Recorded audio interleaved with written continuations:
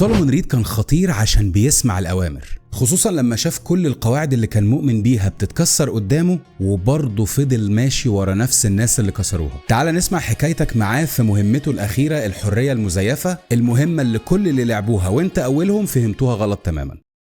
سولومون ريد حكايته بتبدأ قبل ما انت تقابله بكتير، ايام ما كان جندي غير مميز اطلاقا في قدراته او مهاراته القتالية، لكنه مؤمن انه بيعمل شيء يرفعه لدرجة الملائكة اللي بيخلصوا الارض من الشرور، وده اللي دفعه يجتهد في فترة تجنيده ويزود عن المطلوب كمان. وفي نهاية مسيرته الدامية قرر يوهب ولاءه المجنون لبلده ناحية جهة تقدر تستعمله بشكل افضل، المخابرات المستقبلية. ريد كان لسنين طويلة متخصص في المهمات الخفية، الظلام الإلكتروني والحقيقي كانوا أسلحته الخاصة. أي مبرمج أو متزلج شبكات يحاول إنه يفضح أي شيء بتعمله الحكومة بيكون سولومون ريد على باب بيته قبل ما يفكر يهرب، لحد مهم منهم ما وصلته لبنت صغيرة اسمها سونغ سو مي اللي كانت بتخترق شبكات العالم كله تحت اسم الطائر المغرد. جرأتها وذكائها وقدرتها على التملص منه لمدة طويلة كسبتها إعجابه، وقرر بدل ما يتخلص منها أو يسلمها إنه يتبناها عمليا وتكون تلميذته النجيبة.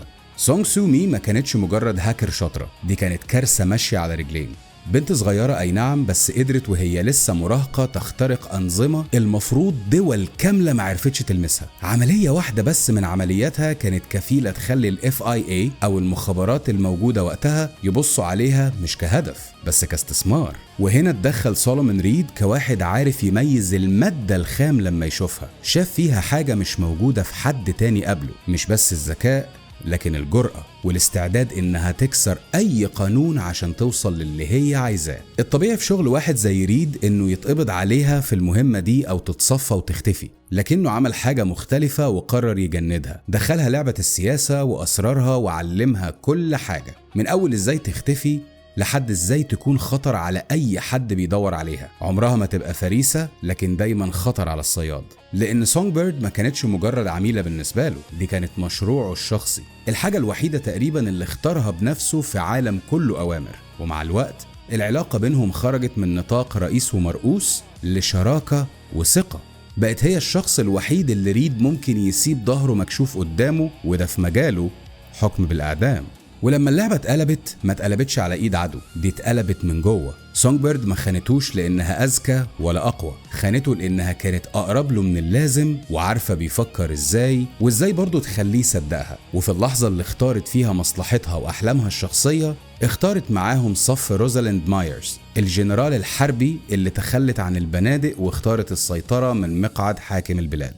سولومون ريد بقى تأثيره ما كانش بسيط خالص، لأنه في الفترة دي ما كانش مجرد عميل بينفذ أوامر، ده كان بيكسر توازن قوة كاملة لوحده، وخصوصا أراساكا اللي كانوا وقتها بيتمددوا في كل زاوية في نايت سيتي زي سرطان ملوش علاج. وريد كان واحد من القلائل اللي فعلا عندهم القدرة انهم يقفلوا عليهم كل الطرق، يضرب شبكاتهم، يوقف صفقاتهم، ويخلي اسمهم نفسه عبء بدل ما يكون سلطة. ومع الوقت بقى خطر مش على أعدائه بس، لكن حتى على الناس اللي شغال معاهم، لأن وجود واحد زيه بيحرج أي نظام بيعتمد على التوازنات القذرة. ولأن القاعدة في العالم ده بسيطة، وهي إن مفيش حد بيكسب على طول، وبرضه مفيش حد بيخرج من اللعبة بإيديه، فجأة مهماته بدأت تفشل، وواحد ورا التاني من فريقه بيتصفوا، والدعم اللي كان بيجيله اختفى كأنه عمره ما كان موجود. واكتشف إن مش بس أراساكا اللي كانوا عايزينه يموت. في عالم السياسة البعيدة عن الوفاء في أرض المعركة،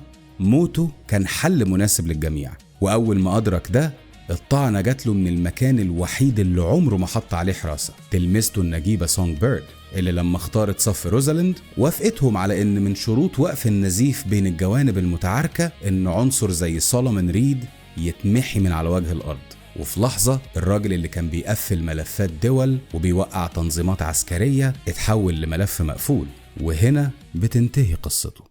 بشكل ما الموت رفض ياخده، وهو نفسه رفض يعتبر قصة موته اللي نشرتها تلميذته وصدقت عليها رئيسة البلاد خيانة لولائه. أقنع نفسه لسنين طويلة إن ده جزء من شغله، وقدر بعد الهجوم الأخير اللي تخلصوا من حياته فيه إنه يعالج نفسه، وبدأ يشتغل شغلانات غريبة ملهاش أي علاقة بحياته السابقة. بلطجي في شارع، حارس على باب نادي من إياهم. لكن في يوم بتوصله رسالة من مصدر غامض بتقوله إن مهمته لسه ما انتهتش، خدماته لسه مطلوبة، لكن مش دلوقتي. لحد ما بتوصل انت يا معلم للعالم ده تحت الاسم الحركي V، بأوامر مباشرة من رئيسة الدولة اللي طيارتها وقعت في الجانب المرعب من المدينة، وبتطلب منك تتواصل معاه وتبلغه رسالة بسيطة. الطائر المغرد هرب من القفص، رسالة عرف على طول ان معناها ان سونج بيرد قررت تخون الكل زي ما خانته وتنقذ نفسها، ولأن ولاءه الغبي للأوامر وبس بيوافقك وبيجهز معاك خطة للتخلص من تلميذته النجيبة للأبد. وهنا على ايديك القصة بتتشعب. لو قررت تساعد ريد وخنت سونج بيرد ورجعتها للقيادة علشان يصفوها، ريد بيتخلص منها معاك وبيرجع تاني على المدينة، وبيتقبل انه طلع أغبى واحد في كل مكان دخله. حربه في سبيل أوامر القادة جت على دماغه، ورجع مجرد موظف مسؤول عن تدريب العملاء الجدد من مكتب حقير. كل أمجاده بقت مجرد سطر مشطوب في سجلات عمليات سابقة ما ينفعش حد يفصح عنها. أما لو سونج بيرد ماتت قبل ما يقدر يسلمها، بيواجهك وبيعبر لك عن خيبة أمله من قرارك بالخلاص منها تماما، لكن في الآخر بيعترف إنك كنت صح في آخر مرة بيشوفك فيها.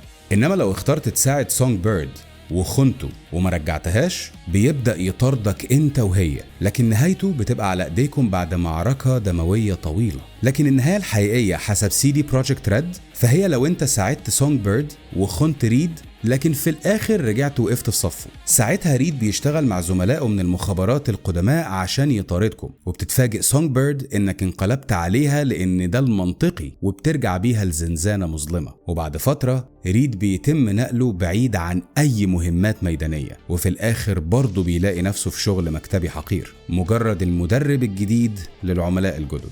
وفي سنة 2079 بعد سنتين من نهاية مهمتك، وبعد ما انت اتعالجت من إصابتك في المعركة بفضل مساعدته، ريد بيقابلك وانت حطام إنسان، وبيعرض عليك شغل معاهم كعميل مختفي، وبيفكرك بحياتك وأصدقائك وحبك اللي ضاع منك وسط كل المعارك الفارغة دي.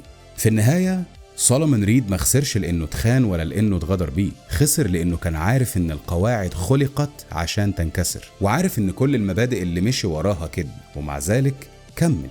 وده الفرق بينه وبينك وبين سونج بيرد، لأن هي هربت بشكل أو بآخر، وإنت حاولت تنجو وعرفت إيه هي غلطتك. لكن ريد ما كانش عايز يهرب أصلا، كان عايز يفضل، حتى لو التمن إنه يتحول لمجرد لوجه آخر في الزحام. فيا صاحبي المرة الجاية لما تسمع كلمة الوفاء، اسأل نفسك السؤال ده: هو أنا وفي ولا مجرد شخص سهل السيطرة عليه؟ العالم ده لسه فيه تفاصيل كتير وشخصيات أكتر وحكايات أقوى، وكل واحد فينا خلص مهمته جوه نايت سيتي بشكل مختلف عن التاني. إيه النهاية اللي أنت وصلت لها؟ ولو لسه ما لعبتش اللعبة أنصحك تلعبها، وفي الكومنتس عايزك تقولي إيه هي لعبتك المفضلة اللي حابب تسمع قصتها من خلالنا. بيني وبينكم بفكر أشتغل على قصة بلادبورن وحد تاني كده شبه جيرالت. وقبل ما تخرج من نايت سيتي ما تنساش تعمل سبسكرايب، اخبط لايك، شير مع النيردز اللي زي حالتنا، وهشوفك في المغامرة الجاية.